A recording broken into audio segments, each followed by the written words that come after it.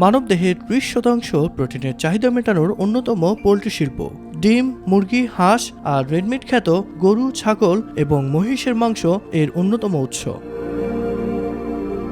দেশের মোট জনসংখ্যার 20% প্রাণী সম্পদ খাতের উপর নির্ভরশীল। শুধু পোল্ট্রি খাতেই প্রায় 60 লক্ষ মানুষ প্রত্যক্ষ এবং পরোক্ষভাবে নিয়োজিত, যার মধ্যে 40%ই নারী।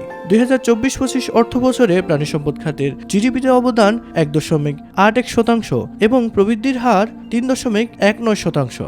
কৃষিজ জিডিপিতে এই খাতের অবদান 16.54%।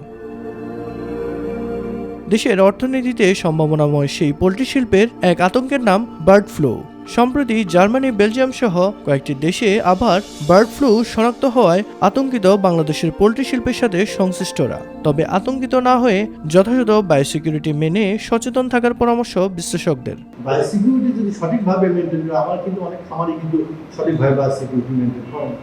এমন হয় যে এই ভাইরাসগুলো খাদ্যের মাধ্যমেও ছড়ায়, মানুষের মাধ্যমেও ছড়ায়, বাতাসের মাধ্যমেও ছড়ায়, ইভেন দেখা যায় যে বিভিন্ন বন্য প্রাণী, পাখি এগুলির মাধ্যমে ছড়ায়। কাজে ফার্মগুলো কিভাবে প্রোটেকশন কে দিচ্ছে এটার মাধ্যমে। এর মাঝে পরিকল্পিতভাবে বেশ কয়েকবার গুজবের শিকার হয়েছে দেশের পোল্ট্রি খাত, যার ফলে এই শিল্প মাঝে মাঝেই ক্ষতির শিকার হয় বলে জানান এই বিশ্লেষক।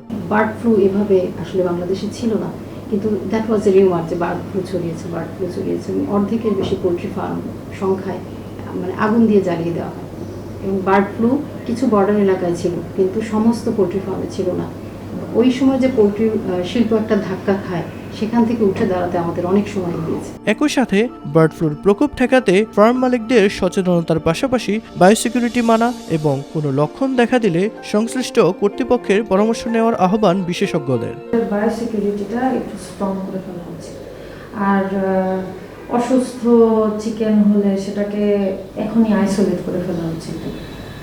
সাইন সিমটমগুলো চেক করা উচিত। সন্দেহ হলে কিট টেস্ট করে দেখতে পারে। যেহেতু এখনো নেই, আমরা একটু সাবধান থাকলে হয়তো আমরা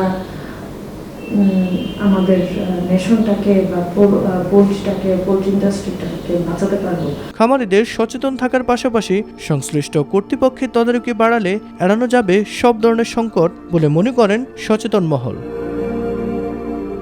মিফতা গালিব, মাই টিভি, ঢাকা।